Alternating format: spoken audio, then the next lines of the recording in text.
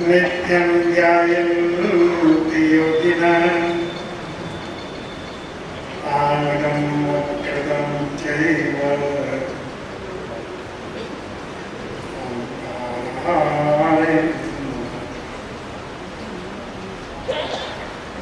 अज्ञानतिमिरान्धानां ज्ञानाञ्जनं शलाकया नेत्रं मिलितं येन तस्मै श्रीगुरुवे नमो गुरुवायुरागादिवैरिवारिनिवारिणे हराते योगिनाथाय महावीराय ताय।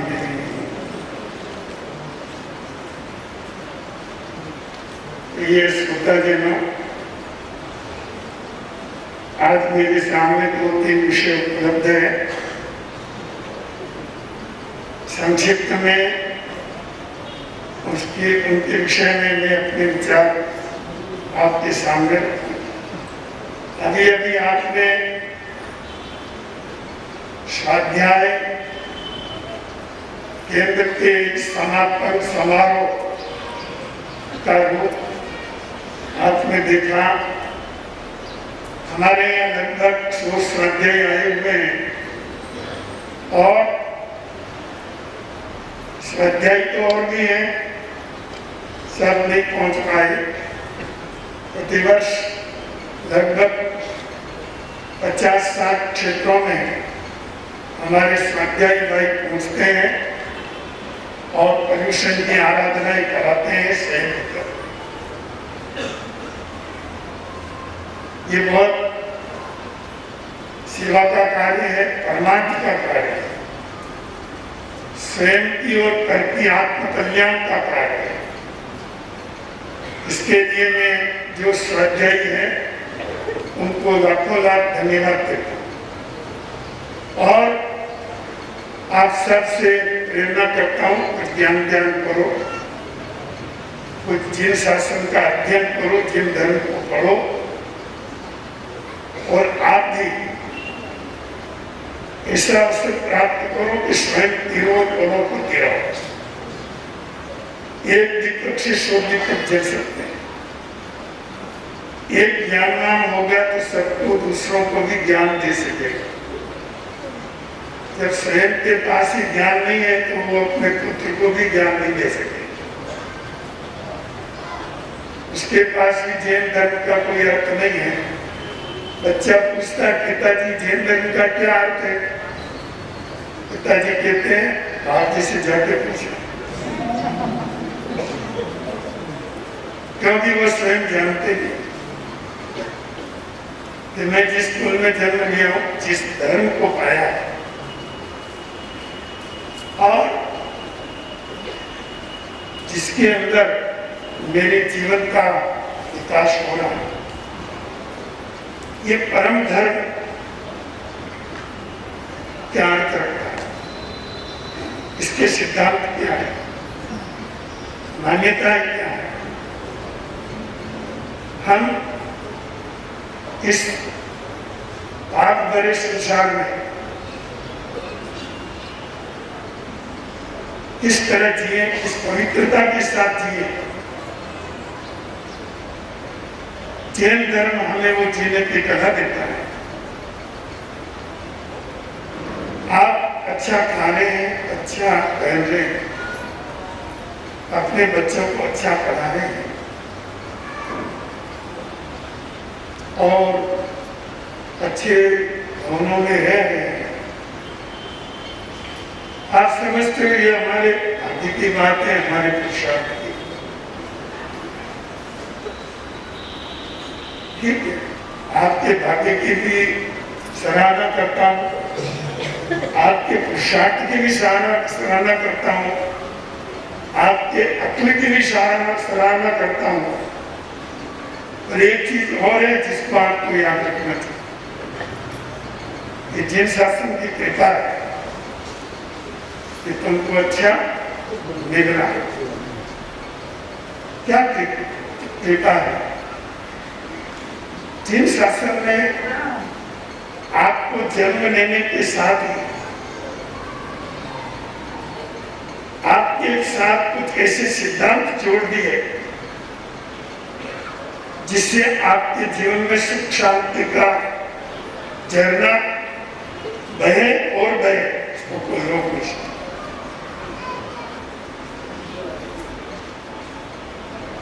बर्बाद व्यक्ति कब होता है? जब वो दुर्व्यसनों में फंसा होता है। अन्यथा वो हाथ जिसके काम करते हैं, मस्तिष्क जिसके पास है, अक्ल है,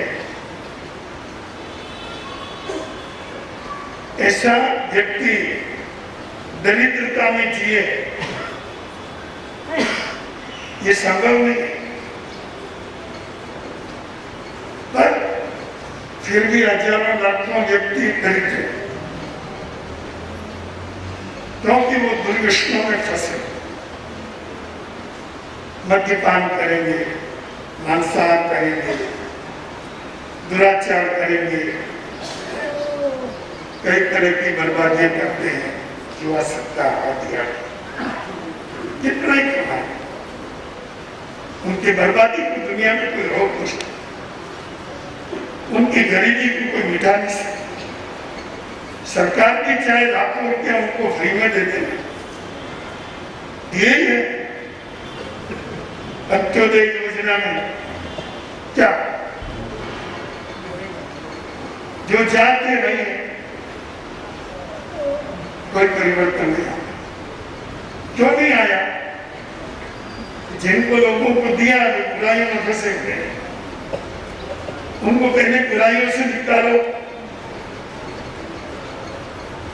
फिर आप छोटी से छोटी सहायता दोगे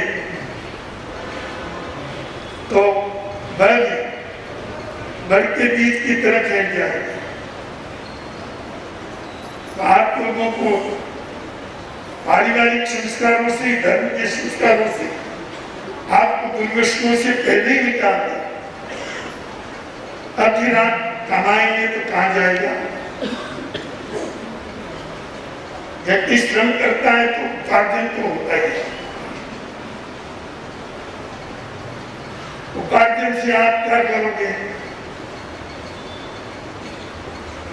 सुविधाजनक रहने का भवन बनाओगे, अच्छे कपड़े पहनोगे, अच्छा खाना खाओगे, बच्चों को अच्छा पढ़ाओगे। कैसे का कि बर्बादी का आपके पास कोई रास्ता नहीं रहा। आप मद्यपान नहीं कर सकते, मांसाहार आपका त्याज्य है, और भी कई दुर्व्यसन जो व्यक्ति को बर्बाद करते हैं, जिन शासन ने उसको आपको बचपन से ही छुड़ा दिया। जो लोग बाहर सड़कों पर काम कर रहे हैं, उनको यहाँ तक आने में आधी उम्र बीत जाती है। दारू आदि छोड़ने में उनको आधी उम्र बीत जाती है, और आप बचपन से ही बीमारियों से, बुराइयों से बचे हुए हैं। कि जिन शासन की देन है, जो आप कमा रहे हैं उसका दुरुपयोग नहीं, आप अपने जीवन में सदुपयोग कर रहे हैं। तो आपका भाग्य भी अच्छा है, चलो उसके लिए भी ठीक बात है, अच्छी भी है, आपकी मेहनत है। पर इन सब के ऊपर आपके ऊपर जिन शासन की देन है कि जिसने आपको सुरक्षित कर दिया, तो ये जीवन के अंदर जितनी पवित्रता आती है वो जैन शासन से आती है, और जैन शासन का आनंद का है। इनके सिद्धांतों को, मान्यताओं को स्वयं समझना चाहिए और अपनी संतानों को भी समझाना चाहिए। आप इतना भी नहीं जानते कि जैन धर्म क्या है, तो फिर आपके बच्चे संस्कारित नहीं हो सकते। उनको संस्कारित बनाने के लिए आप स्वयं को भी ज्ञानवान बनना पड़ेगा, और ज्ञानवान बनने का मार्ग है स्वाध्याय, जो मैं कई बार पहले भी कह चुका। आप आधा घंटा रोज धार्मिक साहित्य पढ़ो, बस आपके जीवन में एक चमत्कार हो जाएगा, आपकी बुद्धि निष्कलुष हो जाएगी, पवित्र रहेगी। आपको कई नए नए तत्वों की तत्वों का ज्ञान हो जाए। शास्त्रों में तो यहाँ तक संदेश है, स्वाध्याय यहाँ महाप्रमद है, यानी स्वाध्याय करने में कभी प्रमाद नहीं करना चाहिए, चाहे कितने मुकाबले हो, स्वाध्याय तो करना ही करना, पढ़ना ही करना। तो ये हमारे जितने स्वाध्यायी हैं, कुछ वर्ष पहले एक बीज बोया, आज विकसित हुआ और यहाँ तक आगे बढ़ा, आगे भी और अधिक अवश्य विकसित होगा, ऐसी मैं शुभकामना करता हूँ। हमारे शंकर बाजी चंदालिया और इनके परिवार के सदस्य और अनेक स्वाध्यायी बंधु बहुत अच्छी दलाली करते हैं, प्रयास करते हैं और स्वाध्याय संघ को आगे बढ़ाने में लगे रहते हैं। तो स्वाध्याय संघ के प्रति मेरी हार्दिक शुभकामना है, संप्रेरणा है कि आप लोग निरंतर आगे बढ़ो और अपने समाज के अंदर एक ज्ञानपूर्ण वातावरण बनाने में आप सक्रिय भूमिका निभाएं, यही मेरा आग्रह है, यही संदेश है। कभी शीला जी ने एक बात रखी कि ये सेवा प्रकोष्ठ चलाती है, ये अपनी कार्यकारिणी है, उसमें महिलाओं की सेवा का प्रावधान है। सच है, महिलाओं के अंदर में बहुत पीड़ाएं हैं जिनको व्यक्त करना मुश्किल है, उनकी पीड़ा को कोई महिला ही समझ सकती है और उनको समय पर सहयोग देने के लिए और उनके कष्ट को हल्का करने में अगर आप कई सहायक होती है तो वास्तव में आपका प्रकोष्ठ धन्य धन्य हो जाएगा। मैं यही चाहता हूँ कि सर्वे भवन्तु सुखिनः, समाज में सब सुखी रहे। महिलाएं भी बहुत अच्छी तरह से ज्ञानवान बन करके, विवेकी बन करके अपने परिवार का निर्माण करें और अगर कहीं तकलीफ है उन तकलीफों को पहले आपस में लिख करके समाप्त करने की कोशिश करें तो अपना समाज बहुत आगे बढ़ जाएगा। तो आज परम पूज्य आचार्य प्रवर समर्थ संघ के द्वितीय पट्टधर आनंद ऋषि जी महाराज साहब की जन्म जयंती है। कौन सी जन्म जयंती है, मतलब कितने साल की, ये तो मुझे स्मृति में नहीं है क्योंकि मेरी गणित थोड़ी कमजोर है। 114 हमारे संतों ने मदद कर दी। 114वीं जन्म जयंती है। आचार्य श्री के जीवन से लगभग हमारा पूरा समाज बहुत परिचित है, इसलिए सबसे ज्यादा परिचित है कि आचार्य श्री ने अपने जीवन के अंतिम भाग तक वृद्धावस्था में भी पूरे मनोबल के साथ, आत्मबल के साथ लगभग संपूर्ण भारतवर्ष में उन्होंने बोला और छोटे बड़े सब क्षेत्रों को उन्होंने स्पर्शा। इतने घुमक्कड़ आचार्य, इतना श्रम करने वाले बड़े दुर्लभ, वो बहुत महान थे। आपको एक बात बताऊं, मुझे किसी ज्ञान की धारा में जोड़ने का श्रेय भी आचार्य आनंद ऋषि महाराज को ही। जब मैं बहुत चिंता था, मुनि 3-4 साल की कक्षा थी, आचार्य श्री मिले। उस समय वो प्रधानमंत्री थे समाज संघ। उन्होंने कहा, सौभाग्य मुनि क्या पढ़ रहे हो बेटा? लघु सिद्धांत मंदिर रख रहा हूं। उन्होंने कहा कि ठीक है, तुम जैन सिद्धांत प्रभाकर परीक्षा में सम्मिलित हो जाओ। और उनकी प्रेरणा से मैं सम्मिलित हुआ और आचार्य तक का कोर्स प्रथम श्रेणी से मैंने उत्तीर्ण किया। ज्ञान की धारा जीवन के अंदर आचार्य श्री ने प्रवाहित की, जिसको मैं कभी भूल नहीं सकता। बंधुओं, बड़े आत्मबली थे। अनुभव का एक उदाहरण आपके सामने रखता हूँ। भगवानपुरा आचार्य श्री विराज रहे थे, हम सब सेवा में थे।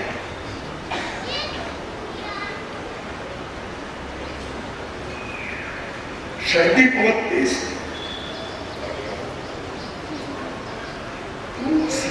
जरा सब सर्दी से ठिठुर रहे थे।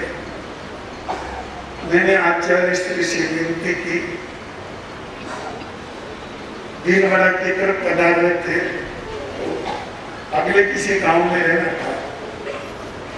मैंने कहा आज यार सर्दी को होते सब ठिठुर रहे हैं, बहुत ठंड है। 1 घंटे बाद यार वो तो अच्छा रहेगा, आपको भी श्रद्धा रहेगी। एक क्षण के बाद आचार्य श्री बोले सौभाग्य में, देखो वो क्या निकला है। मैंने कहा सूर्य निकला है। सर्दी से डर करके उसने तो आना बंद नहीं किया ना, तो फिर अपन चलना बंद क्यों करें? 1 घंटे बाद चलेंगे, ना इधर के रहेंगे ना उधर के रहेंगे। आने वाले क्षेत्र वालों को प्रवचन का लाभ भी नहीं मिलेगा, सामायिक आदि धर्म साधना भी नहीं होगी। 1 घंटे बाद जाने का कोई अर्थ नहीं। यहाँ भी प्रवचन नहीं होगा, यहाँ भी धर्म साधना नहीं होगी। इसलिए ठीक है, चलते चलते तो ऐसे ही शरीर में गर्मी आ जाती है, इसलिए चलने में इतराज नहीं। मैं बड़ा प्रभावित हूँ। मैंने कहा जिस व्यक्ति के अंदर में इतना जबरदस्त आत्मबल है, सचमुच ऐसे ही लोग नए युग का निर्माण करते हैं। आज भी कहीं कहीं जब मन थोड़ा ढीला पड़ जाता है तो मैं आचार्य आनंद सिंह महाराज को याद करता हूँ, उनकी स्थितिता को याद करता हूँ कि किस तरह से मुझे उन्होंने संकेत दिया कि गुरु क्या है। मैंने कहा सर्दी से डर करके इसने तो आना बंद नहीं किया। फिर हम तो उनके साथ सेवा में रहने का सौभाग्य मिला। मैं बॉम्बे से अहमदनगर केवल 7 दिन के लिए गया, 7 दिन के, पर मैं 70 दिन के बाद वहां से याद किया। आचार्य श्री का इतना प्रेम जाने नहीं करते। जो जनता आती उसको कहते देखो हम आज एक तुमको ऐसे संत के दर्शन करते, ये मवार का गिरा और बड़ी प्रशंसा करते। मैंने कहा जी मैं आपके चरणों की रज हो, आप मेरे लिए ऐसे चतुर्मास आचार्य श्री ने स्वीकार किया। मेरा आचार्य श्री की गिनती थी। आचार्य श्री ने पुण्यवान को कहा कि मैं प्रयास, मेरी तो अब ऐसी वृद्धावस्था है कि चल भी नहीं सकती, अपना भी काम नहीं कर सकता। और मैं तुम्हारे यहाँ एक ऐसे संत को भेजता हूँ, तुमको मेरी कमी खलेगी और मेरा चतुर्मास मंजूर कर दिया। मंजूर करने के साथ श्रावक समाज को भलावन दी कि सौभाग्य मुनि को आनंद ऋषि समझना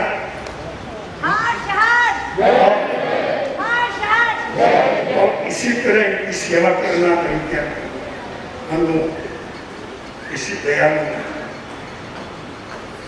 सत्पुरुष, उनको हम जिन शब्दों में उनका अभिनंदन करें शब्द छोटे पड़ते। जो हिमालय शाम की जीवन धरा पर लड़ गई, वो हिमालय की तरह जीवन की धरा पर उठे हुए मान सकते हैं।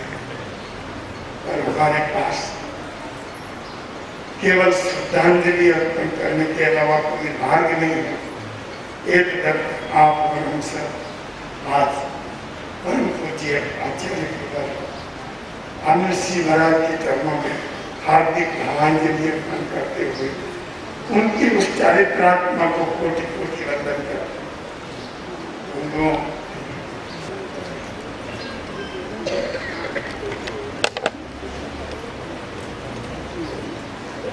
आज हमारे प्रवचन का विषय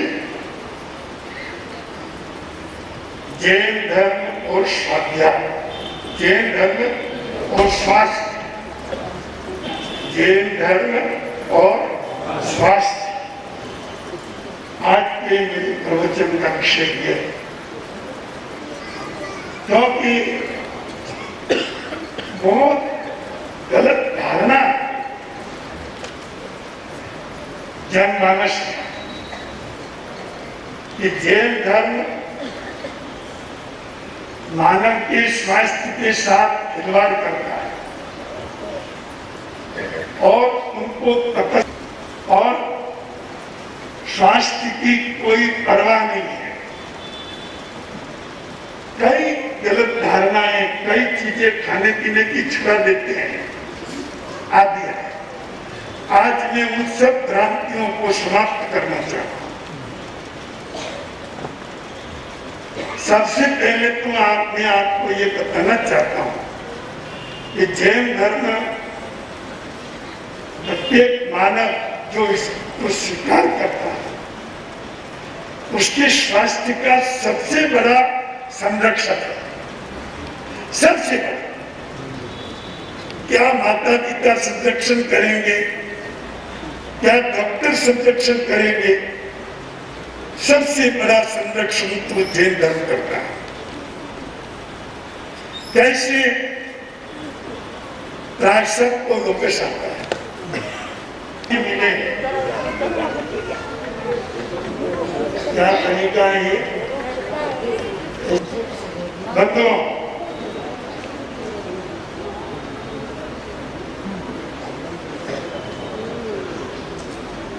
आरोग्य वही लाभम समाही वर्म तमम दिन।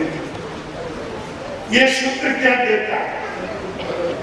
कभी सोचा हम 100 बार इसका उच्चारण करते हैं, प्रतिदिन 4 लोग इसका ध्यान करते हैं, सामायिक करते हैं तो ध्यान करते हैं, लोग बोलते हैं और हमारी सारी साधनाएं उनमें लोग सम्मिलित रहता है और उसी में ये पढ़ते हैं आरोग्य वही लाभम।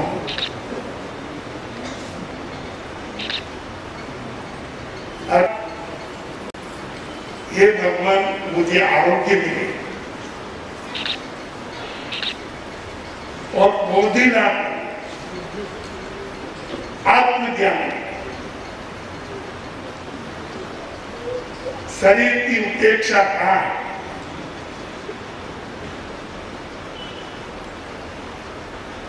इससे बड़ा सम्मान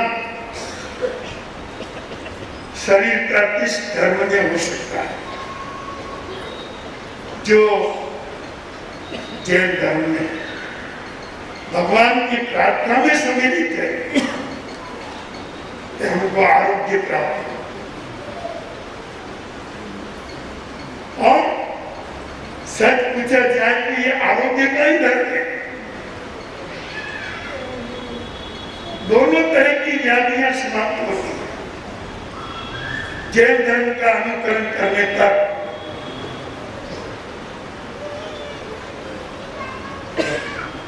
आध्यात्मिक व्याधियां जो दुर्गुण है,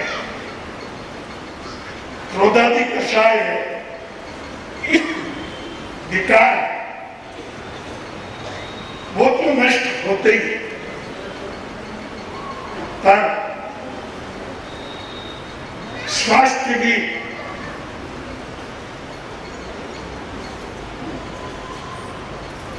स्वस्थ और सबल बना रहता है, उसमें किसी तरह का कोई विक्षेप नहीं आ सकता अगर आप जैन धर्म का पालन करते हैं।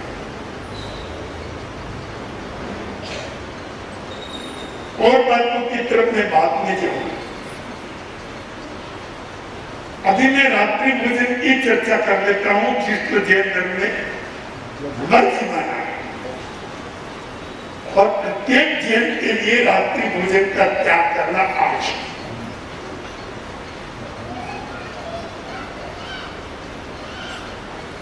मैं समझता हूं बहुत बड़े आरोपी की कुंजी तो यही है। अगर भारत में पूरी जनता रात्रि भोजन का त्याग कर दे तो मैं आपको पूरे इत्मीनान के साथ कहता हूं, दावे के साथ कहता हूं कि हॉस्पिटल खाली पड़े रहेंगे।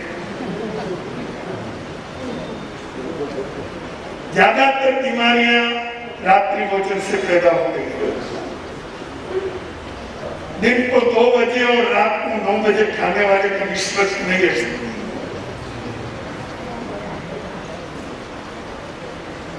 दिन में अमृत चलता है, रात में विष चलता है। वातावरण का विष रात में जागृत होता है। जितना कुदरत का विष है, विष तो है, या अमृत है वहां विष तो है, या दिन है वहां रात तो है।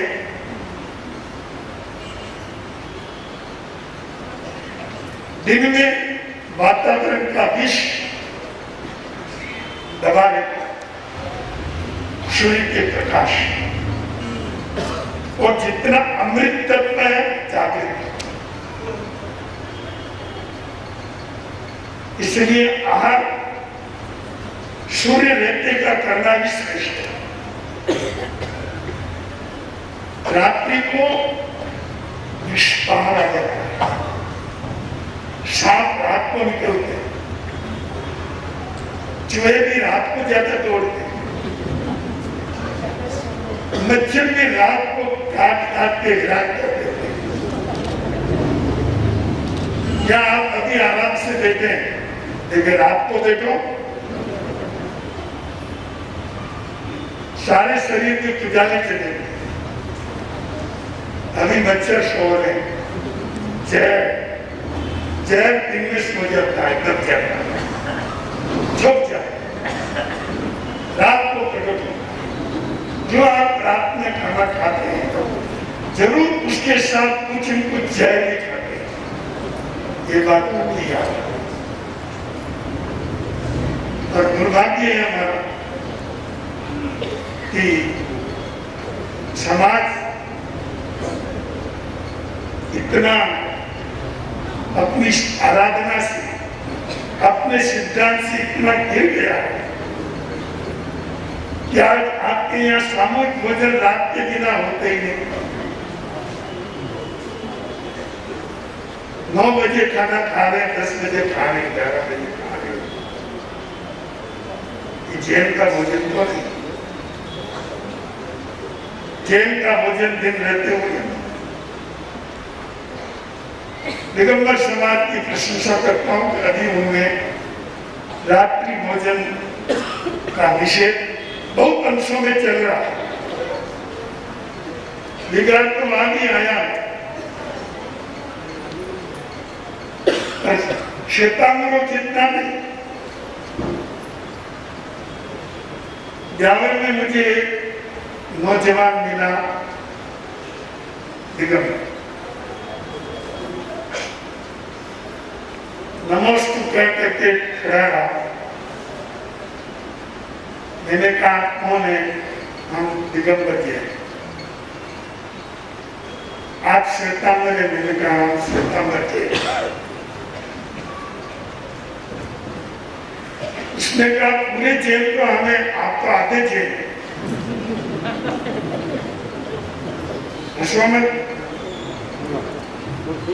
उसने तुम्हारी मजाक की।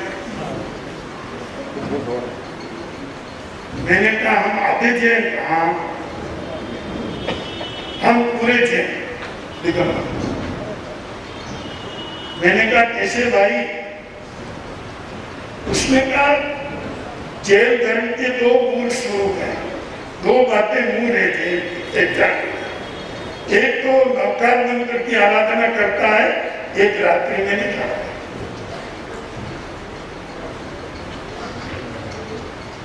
ये दो पहचान जैन धर्म की है। आप नवकार मंत्र की आराधना करते हैं, इसके आधे जैन है, क्योंकि आप रात्रि में खाते हैं। आपके श्वेतांबर रात में खाते हैं और हम नवकार मंत्र की आराधना भी करते हैं और रात में नहीं खाते। हम पूरे जैन हैं। बोलो मैं क्या जवाब दूं? मुझे कोई जवाब देने लायक रखा आपने? मेरे सामने सिर नीचा करने के अलावा कोई बात कोई रास्ता नहीं, क्योंकि मैं जानता हूं हमारे श्वेतांबर जैन रात को खाते और ये सब बीमारियों का घर है। जैन धर्म के अंदर रात्रि भोजन का निषेध करके आपके स्वास्थ्य की बहुत बड़ी रक्षा करते हैं। अगर आप पालन करें आप सैकड़ों बीमारियों से बच जाएंगे, कीड़े खाने से बच जाएंगे। एक बच्चा कई परीक्षा देने गया, रात में सोया,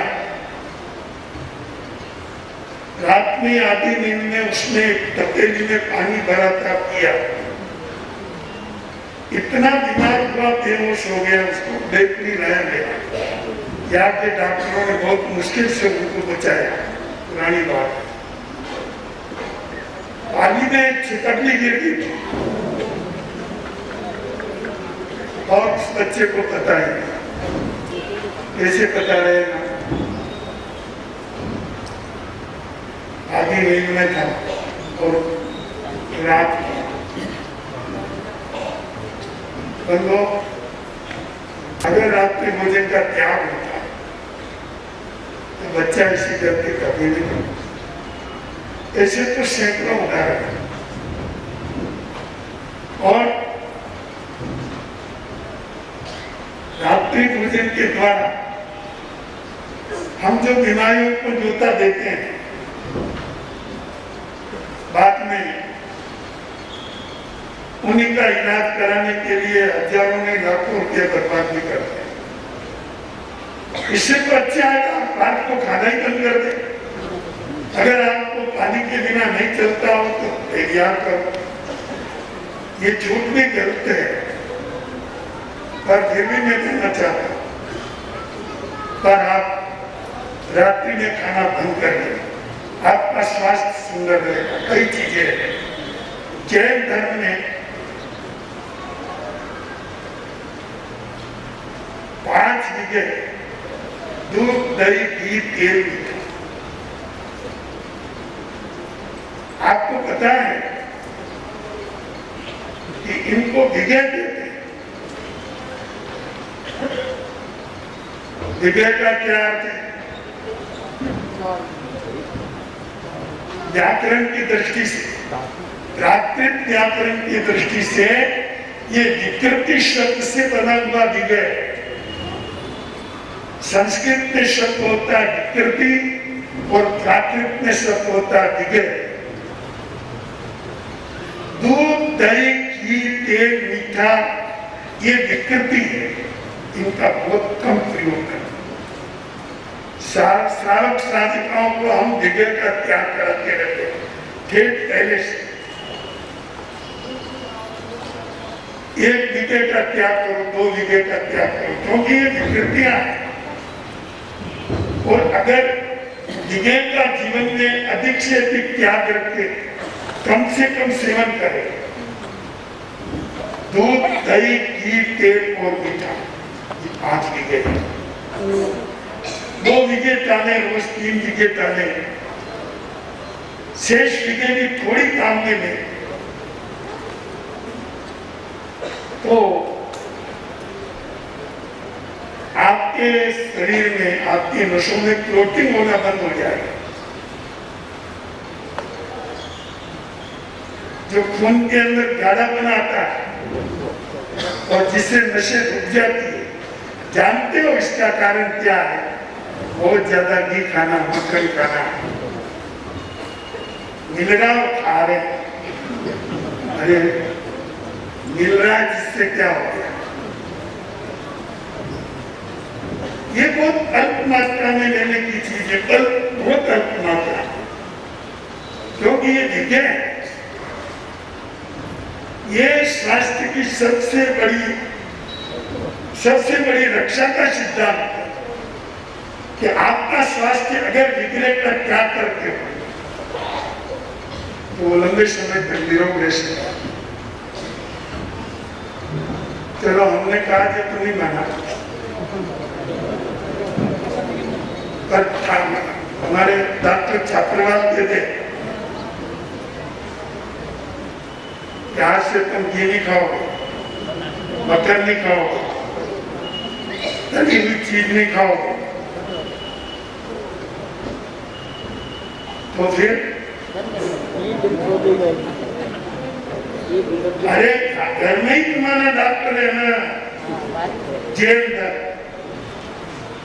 जैन घर में ही डॉक्टर है। अब डॉक्टर साहब के कहने पर तो हंसते छोड़ो, रोते छोड़ो, रोने पड़ता है, छोड़ना ही पड़ता है, चाहे कैसे भी छोड़ो। डॉक्टर के कहने पर छोड़ते छोड़ो। आपको याद होगा बहुत वर्षों पहले से हमारे मुनिराज एक त्याग कराते रहे, और कोई त्याग नहीं ध्यान में आता है तो ऊपर से नमक नहीं डालो।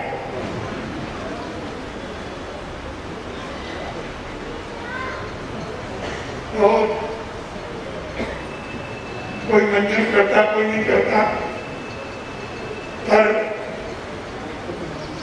आमतौर पर इसकी मजाक उड़ाते। इसमें क्या है? ये कोई शौकीन है, ऊपर से नमक नहीं डालो। इसका मतलब नमक कम से कम खाने में, ऊपर से डालने में नमक की मात्रा शरीर में बढ़ जाती। और अन्य दृष्टि से देखा जाए, जैविक दृष्टि से, तो नमक सजीव पदार्थ, ये निर्जीव नहीं है। इसने के बाद में भी निर्जीव नहीं होता है। तो खैर वो अलग बात है, पर शरीर के लिए नमक घातक, ये बात जैन धर्म में सैकड़ों वर्षों से नहीं। आज अरे हम तो थोड़ा ही छुड़ाते, डॉक्टर तो सब छुड़ा रहे, हम तो थोड़ा ही छुड़ाते, भाई ऊपर से मत डालो, साथ में रोटी में जितना आ गया वो बहुत है। क्या वो नहीं मानना? ये तो दबोचना है। तो डॉक्टर ने कह दिया कि नमक बिल्कुल नहीं खाओगे। घरों में रुकी और अमूनी रोटियां लगभग सब घर में बनने लगी। कोई घर ऐसा होगा जहाँ अमूनी रोटी नहीं बनती होगी आज।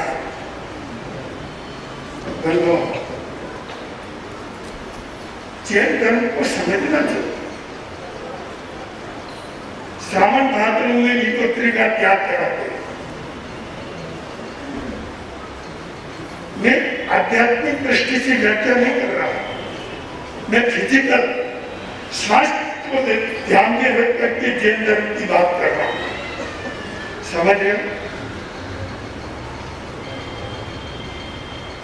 आध्यात्मिक चर्चा की बात अलग है। आज मैं आपके स्वास्थ्य को ध्यान में रख करके अपनी बात कह रहा हूं। श्रावण और भाद्र में हमारे यहाँ हजारों भाई बहनों को मुजरा क्या कराते हैं, हरी नहीं खाना, गिलोती नहीं खाना। और सचमुच लीलोत्री नहीं खानी चाहिए सावन भाद्र में, क्योंकि ये सावन और भाद्र में सब लीलोत्री कच्ची होती और कच्ची लीलोत्री खाने से ये परिपक्व नहीं होती,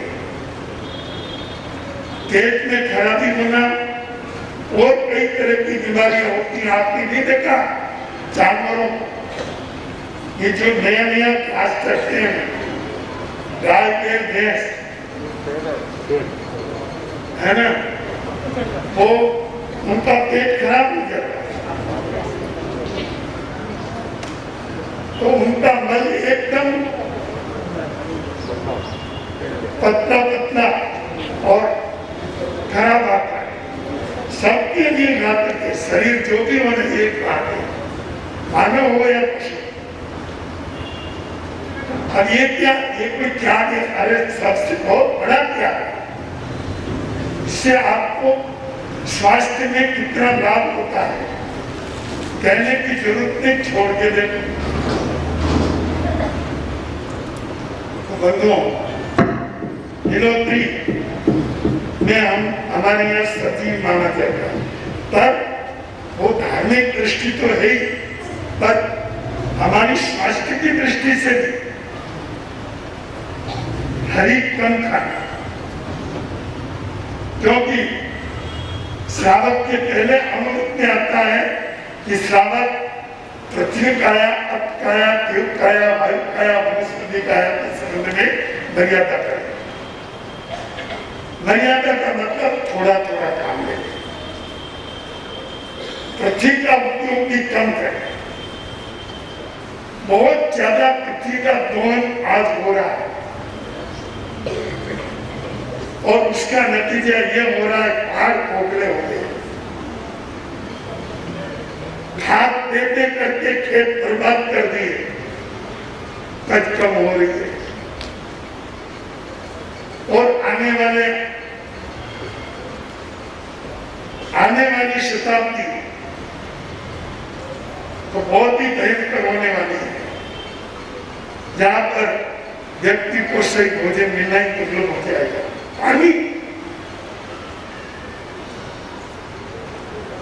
पानी की रक्षा हम पहले हमारे मुनिराज महासत्य जी मर्यादा, पानी की मर्यादा, ये कोई बात है? लोग समझते हैं क्या बात है? ये बहुत बड़ी बात है। तेरे एक परिंदा रखना, बाकी का क्या, मतलब एक परिंदे का पानी पीना और उतना ही पीना जितना चाहिए, जिस जो मर्यादा करे थे। उस समय तो इसका कोई महत्व नहीं था। आज दुनिया के वैज्ञानिक कहते हैं कि पानी बचाओ, वनस्पति बचाओ, पृथ्वी बचाओ।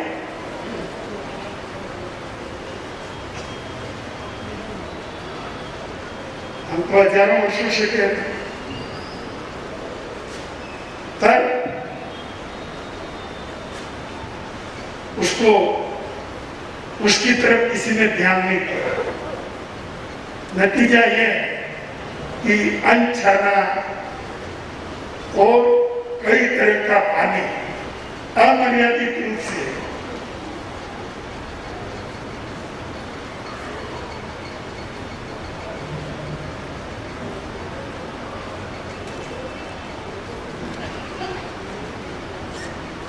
काम में लेने के कारण कई बीमारियां पैदा होती हैं। हमारे यहाँ अनछाना पानी तो बिल्कुल ही त्याग है, बिना छाना पानी तो किसी को पीना ही नहीं। जैन धर्म का संदेश और वो भी मर्यादित पानी, पानी की मर्यादा। अनशन एक तप, उसमें एक पुनोत्री नाम का तप है। पुनोत्री मुंद्री ने ना, मुंद्री याद रखो।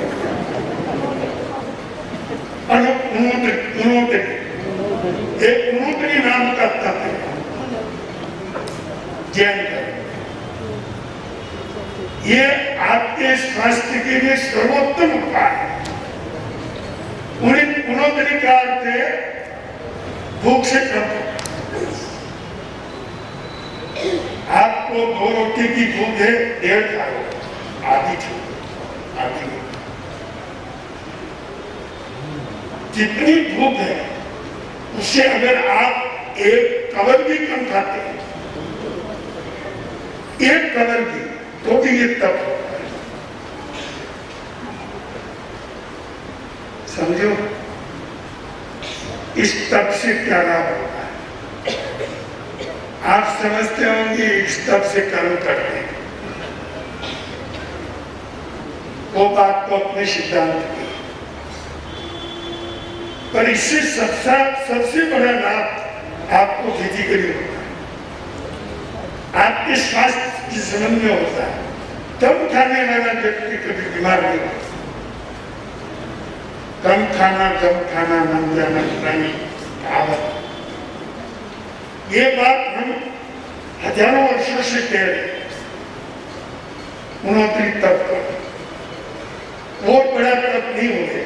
उन्होंने भूख से कम थोड़ा और विवेक का प्रयोग कर्म से कम कर। देखो आपके स्वास्थ्य में एक चमत्कारिक परिवर्तन आ जाएगा। तो बंधुओं, बहुत से सिद्धांत हैं सामायिक। आप समझते हो कि एक धर्म साधना है। मैं कहता हूं ये स्वास्थ्य साधना है।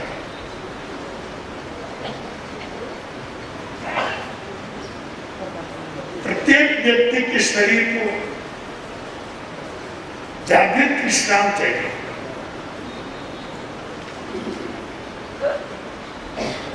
आप सोचते हैं सो जाते हैं तो विश्राम हो जाता है, नहीं, वो प्रसुप्ति विश्राम है जिसमें बौद्धिकता गुम हो जाती है।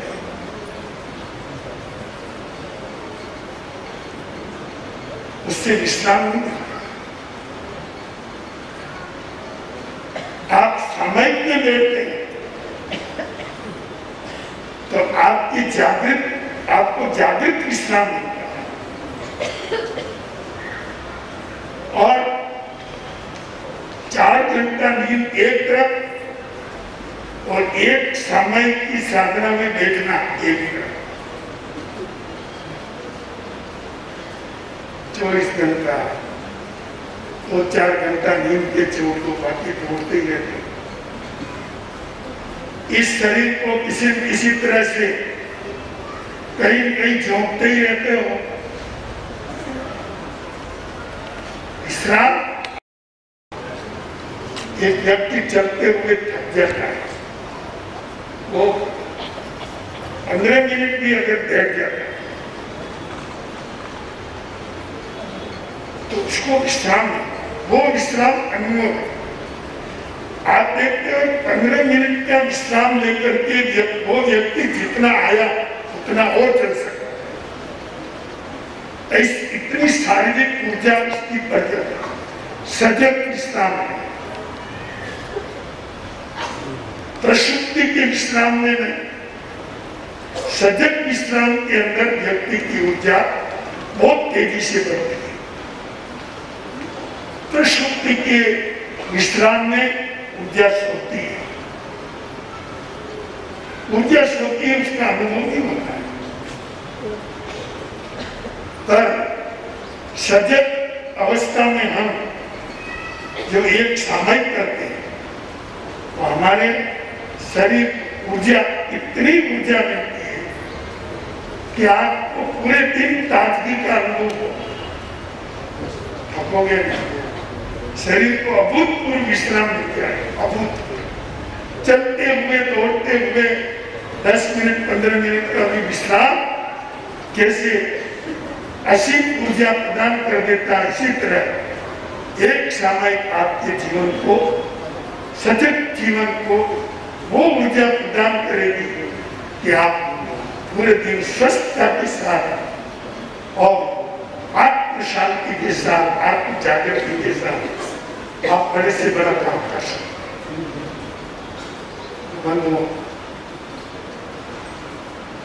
जिन शासक के अंदर हमें वो सब सिद्धांत मिलते हैं जो व्यक्ति के स्वास्थ्य की रक्षा करते हैं। अगर आप उन सारे सिद्धांतों को समझ लें, प्रतिदिन 1 घंटे का सजग विश्राम सामायिक, महीने भर में 1 दिन का विश्राम पोषक,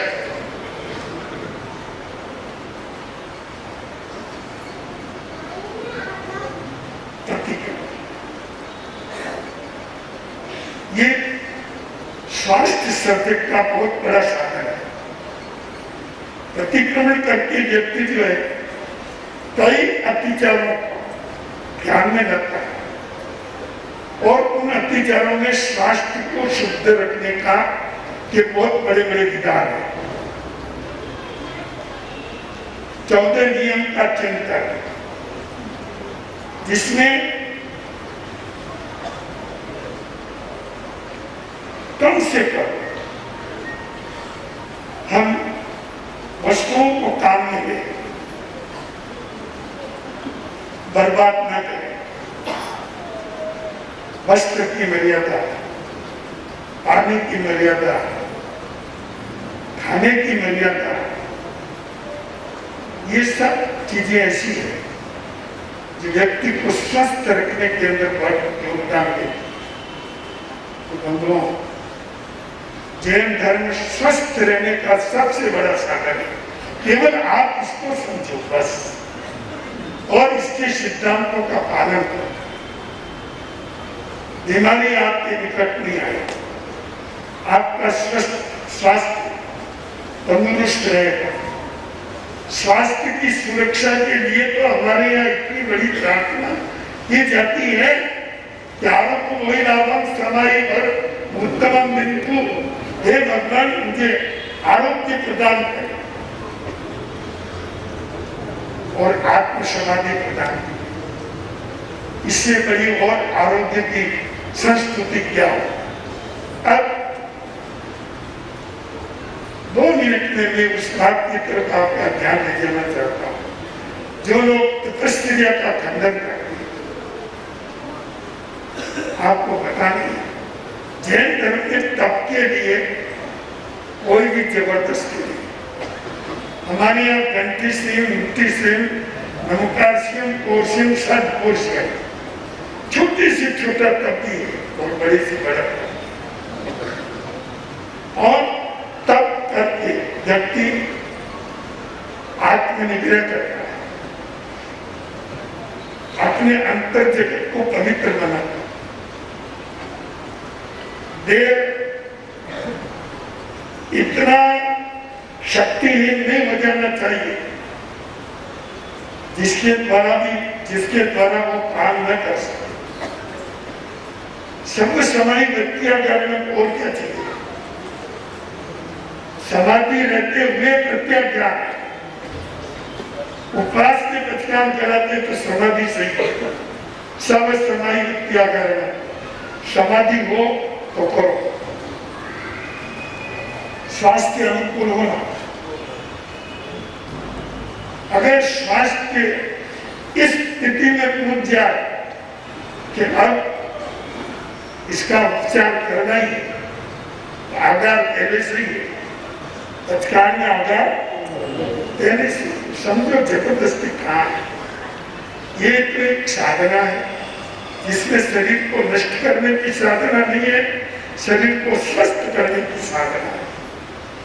उपवास के द्वारा जो स्वास्थ्य लाभ होता है वो बेजोड़ है और आज के जो स्वास्थ्य संबंधी विशेषज्ञ है, विद्वान डॉक्टर है, वो भी सब मान गए कि अनेक बीमारियां ऐसी है जिसमें उपवास बहुत कारगर होते हैं, कम खाना बहुत कारगर होता है और थोड़ा कुछ चीजों को छोड़ना और सादा भोजन करना बहुत कारगर होता है। ये सब बातें जैन धर्म के अंदर विद्यमान है। अतः जैन धर्म को स्वास्थ्य विरोधी नहीं कहना चाहिए। जैन धर्म स्वास्थ्य का संरक्षण है। आज के विषय पर मैं इतना ही अपना मत प्रकट करता हूँ और इस विषय में इस तरह की भ्रांति रखते बिना आप जिन शासन की आराधना करते हुए स्वस्थ बन करके जिए, ऐसी हार्दिक शुभकामना करते हुए